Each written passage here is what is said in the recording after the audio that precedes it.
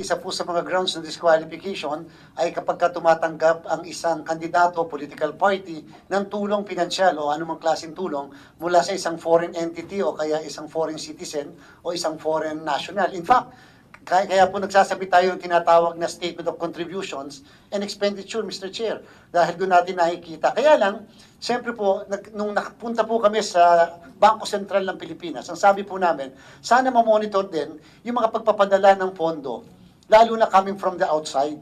Kasi po, siyempre pagka po tumulong ang mga yan, maliban sa tulong sa pamamagitan ng social media, financial na tulong po eh.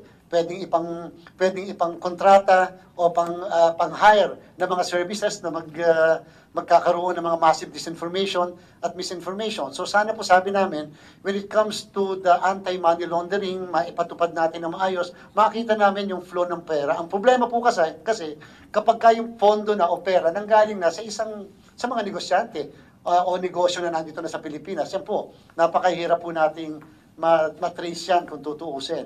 So, but that is a ground to disqualify a candidate for receiving support in whatever form galing sa labas.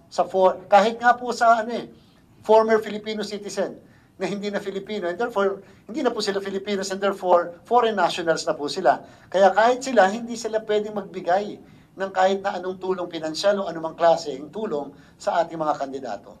May we know from Assistant Director General Malaya, Jonathan Malaya, tama po ba yung interview sa inyo na may binanggit kayo na alam nyo po, may listahan kayo noong mga pinondohan ng ibang bansa na kandidato ngayon sa pagka-eleksyon? Mr. Chairman, the investigation in that regard is still ongoing. So, what is correct right now is that you are aware, your agency is aware that foreign funding is being channeled towards certain candidates favored by other countries. Yes.